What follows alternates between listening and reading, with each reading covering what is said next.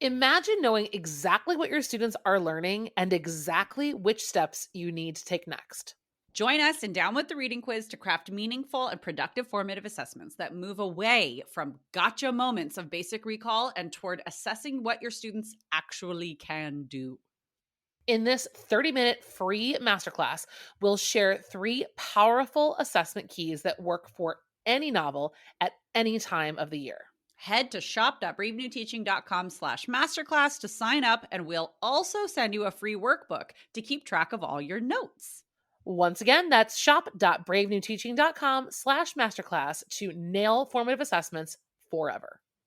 Well, hello and welcome back to Brave New Teaching, and a welcome to a spring cleaning series. It is just about spring, friends. Amanda is anticipating a great snow melt. I am anticipating no longer wearing my snow clothes when it's 60 degrees out because it will be 70 and I'll just be wearing like a windbreaker instead because it's still a little brisk at 70. I don't even know what to say to you right now. If you are new to the podcast, I live in San Diego and Amanda lives in Chicago. And a lot of our conversations are about weather.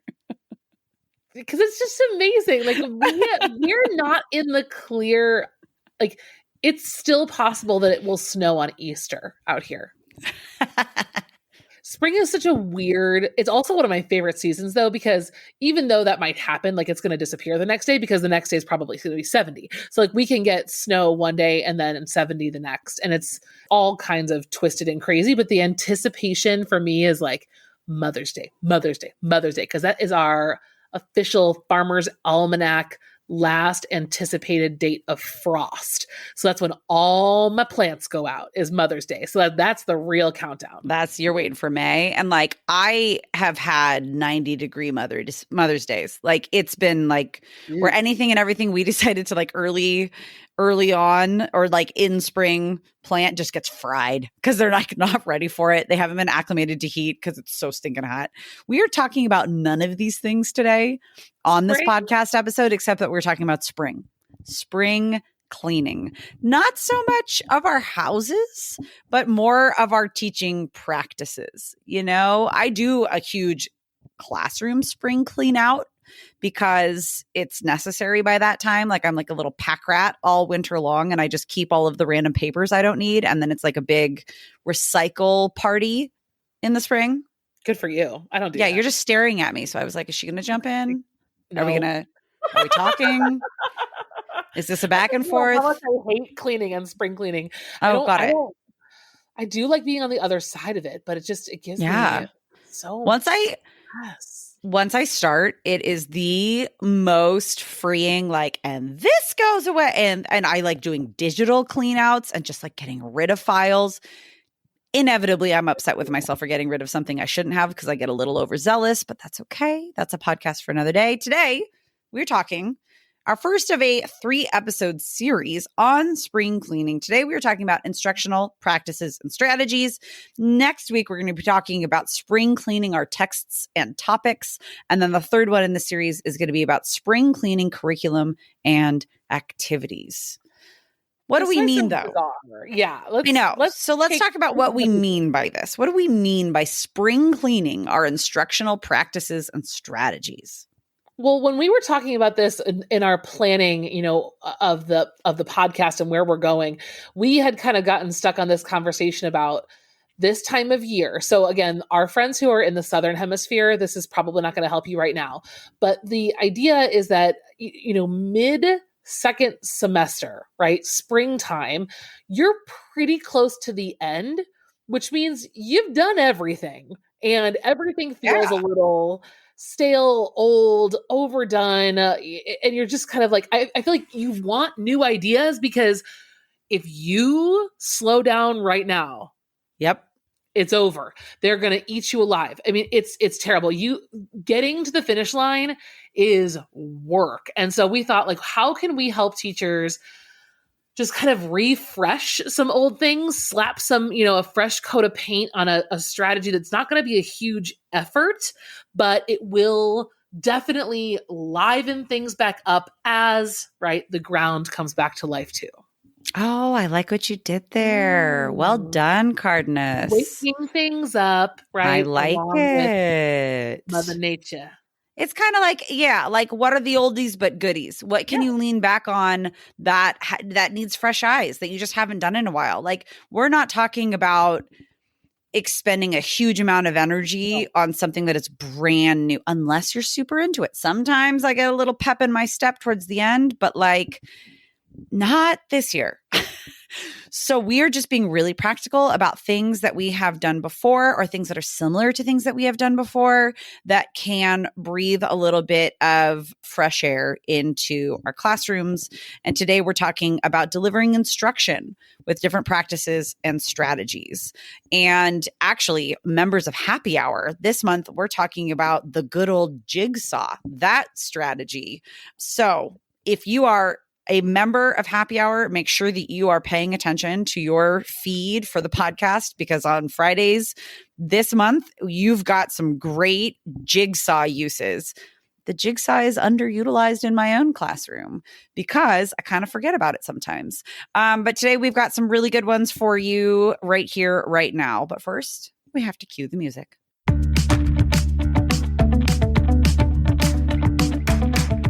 You're listening to Brave New Teaching, and we are so much more than a podcast. We give teachers the inspiration, support, and tools to challenge the status quo. I'm Amanda, and I'm a former English teacher from Illinois. And I'm Marie, and I'm a teacher from Southern California. Join us at bravenewteaching.com to find out more about our courses, festivals, and get every episode's show notes. We're so glad you're here. Enjoy the show.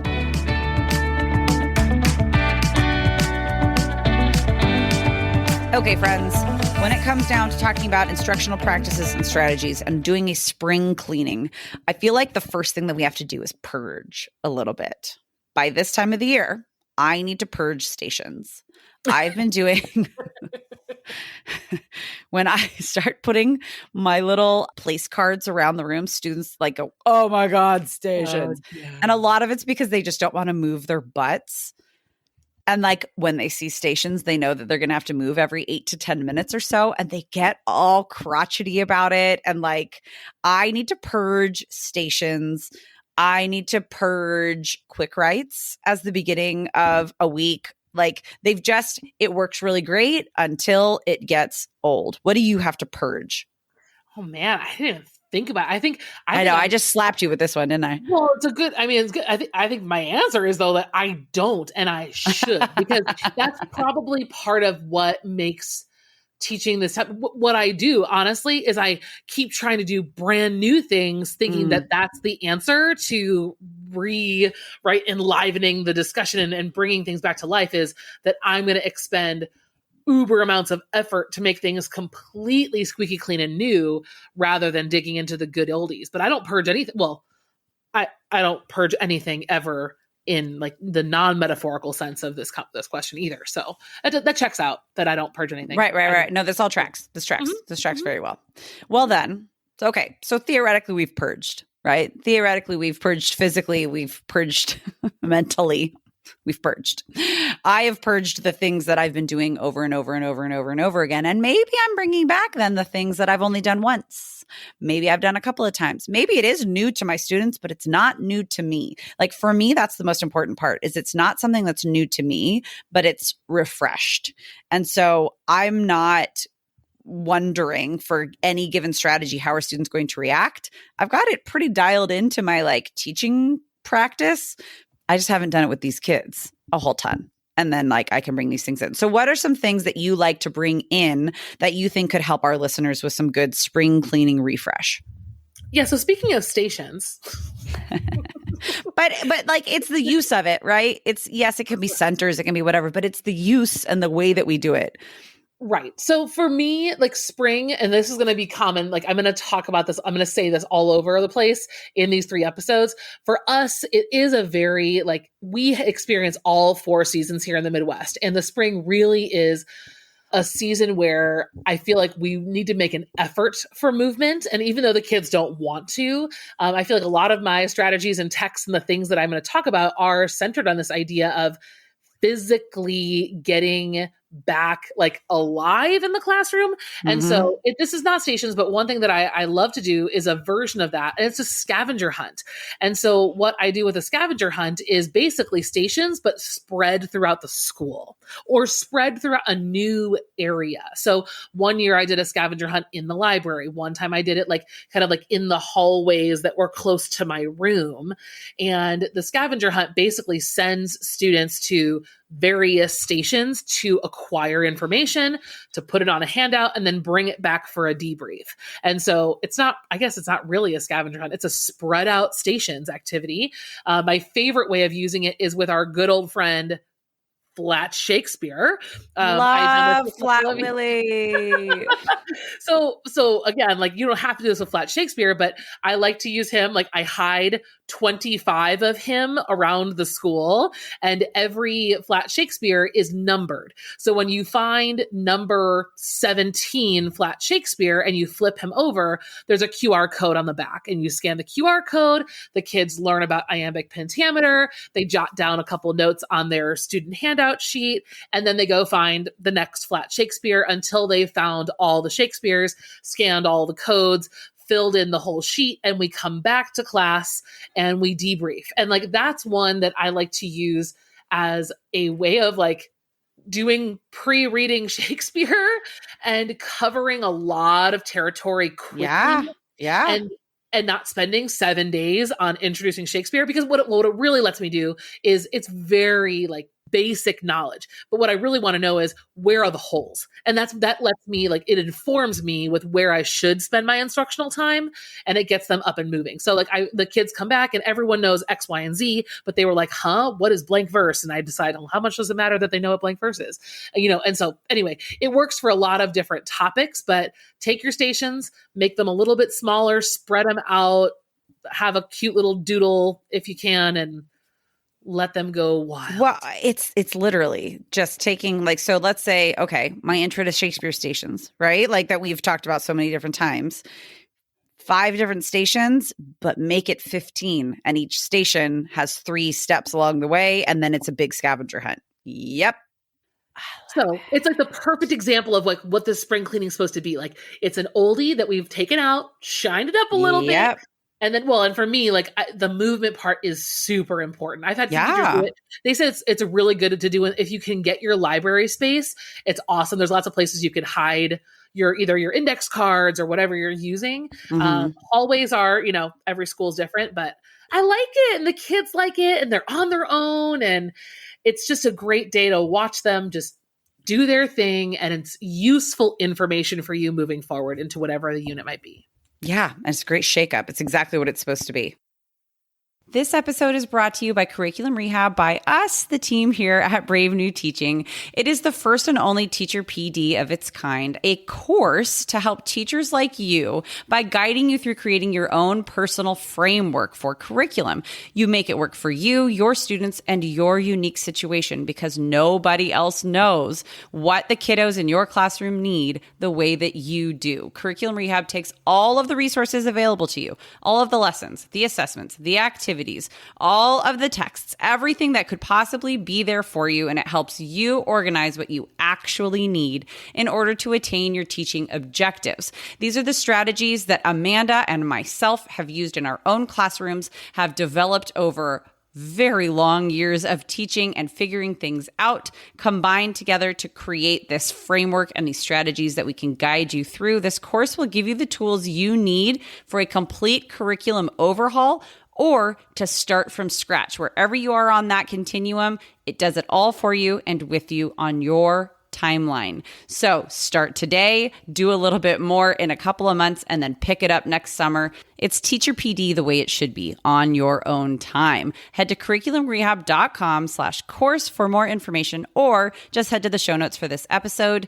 We cannot wait to see you there. It's finally time to take control of what goes on in your own classroom and create the curriculum of your dreams. All right, let's get back into the show. Yeah. What about you? What's another one? Well, this is not my idea. It comes from our good friend Abby Gross from Right On with Miss G. She was on just a few weeks ago talking to Amanda about independent reading. And I had forgotten about this until I saw an Instagram post that she left like, I don't know, a couple weeks ago that I saw. Question trails. It's a similar idea to what Amanda has, but question trails can be set up in various spaces, like various sizes. It could be in your own room, it can be virtual, but I do like the big spread out, especially if we're talking spring and we're talking good weather. Like, go outside and set up a question trail around your quad if that's something that you've got available. It always freaks Amanda out, friends, that I have outdoor hallways in my school because it's San Diego and we have outdoor hallways. And I think it's so weird to spend your entire day in one single building. Like, that would be so weird. Inside. Yeah. Bizarre. How does a question trail work? I've done them before, but when you talk about them, what does a question trail look like? It's funny that you brought up Shakespeare. I like to do question trails kind of, I've never actually used them at the beginning. I've used them as a review. I like to use question trails. So question trails, very simply, but like you should go to Right On with Miss G on her, we'll link it in our show notes, but either her blog or in her Instagram too. She's got some really good stuff. But basically, you start at a question. It's got multiple choice answers. You're a student. You go to a certain place for whatever answer is that you've chosen, and you follow the trail and you follow the trail and you follow the trail. And like the way that it's set up is that you will keep going back to the questions that you need to get right before you can finish the maze. So it's kind of like going through a corn maze, except you'll keep getting stuck at the same question over and over and over again until you find your way. There's only one way through all of the questions, and that's through the correct answers. So you'll keep looping back. At first, I was like, how the heck do you even set this up? But then when I saw Abby's examples, I was like, oh, it's actually super simple. You just use the same answers over and over again to get you back to the question where they need to be to keep going forward. So I like to use it if we're going to be doing a big, like with Shakespeare, a big content heavy summative, or like something where students are having to do an adaptation project or something like that. And they need to have a really good grasp of the content of a text. We can do a lot of who said it quotes, a lot of sequence of events for the plot, and like that kind of questioning. Basically, the stuff that you would put on a unit test, there's your question trail. I don't really use unit tests, but they work great for question trails for review. They do. Yeah. Awesome. Yeah. And it gets kids moving. And like you could use your library, you could use the quad, you could use the hallways, you could use just your room if you've got space. But it's that same idea of, yeah, it's kind of stations anyways, but it makes them move. Yeah. Yeah. Okay. I've got another one. Okay. Gimme. I want to talk about reading sprints. I love reading sprints. I forget about them. Yes. So this is why it's here in this episode. It's one of those, it's not even an oldie. It's just a goodie, but I feel like, so in episode 87, 85, 87, we talk about students reading at home. And my students read at home. And we and Marie's students read at home. We do not read aloud entire novels to our class. If that triggers you, you should go listen to this episode and you can hear more all about that.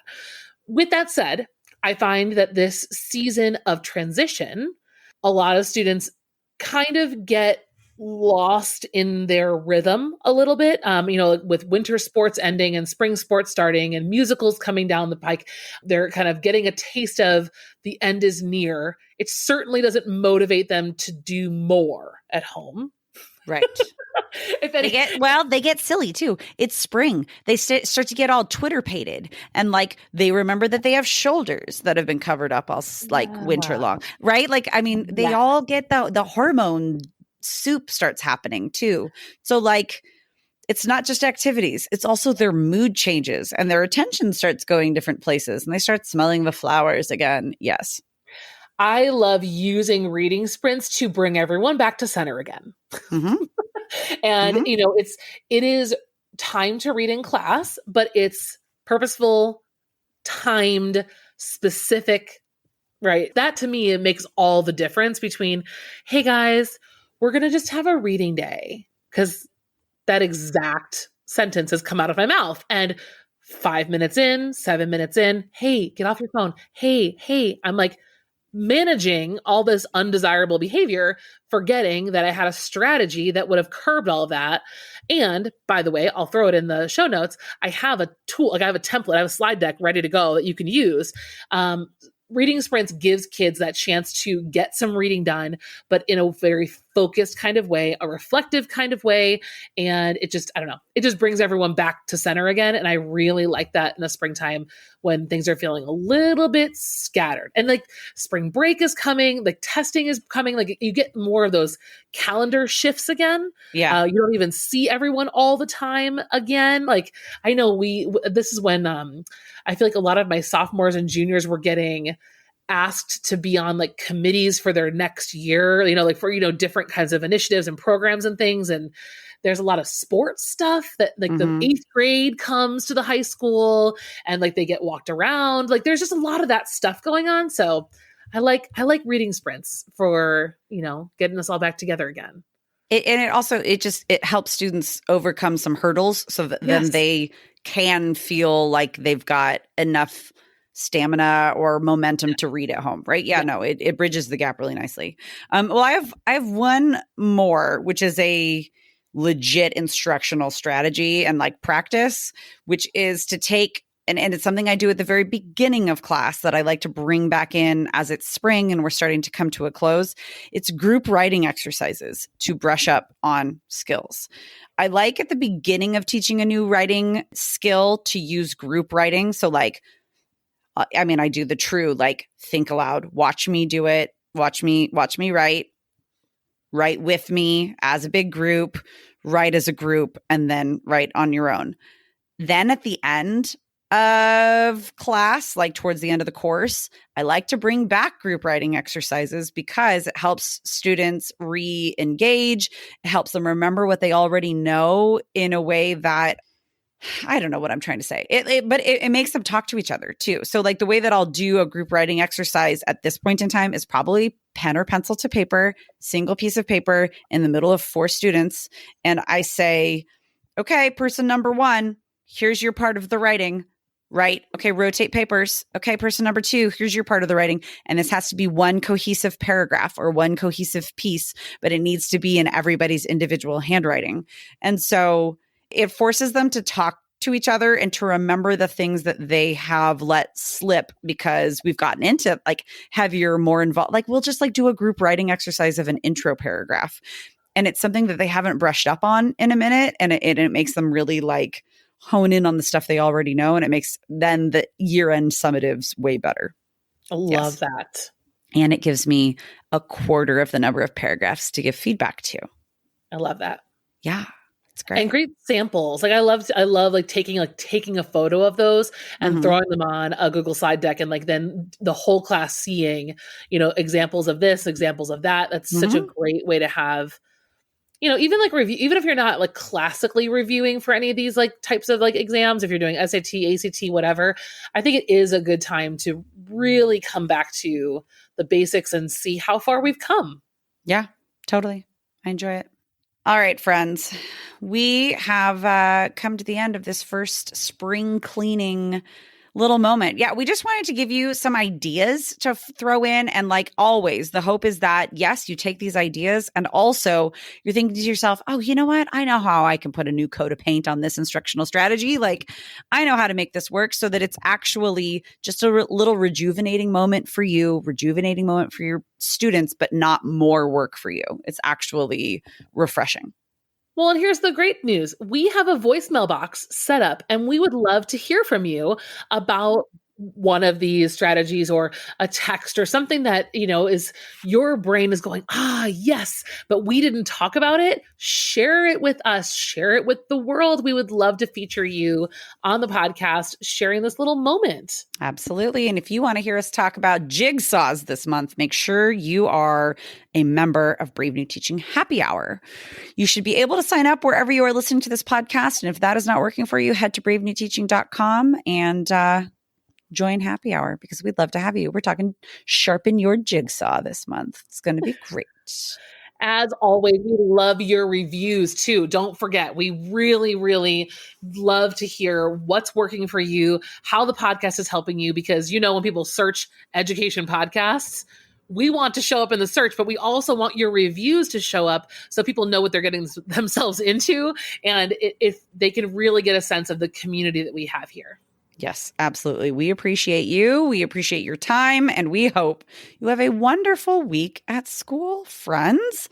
Thank you so much for joining us, and we will see you next time. Bye.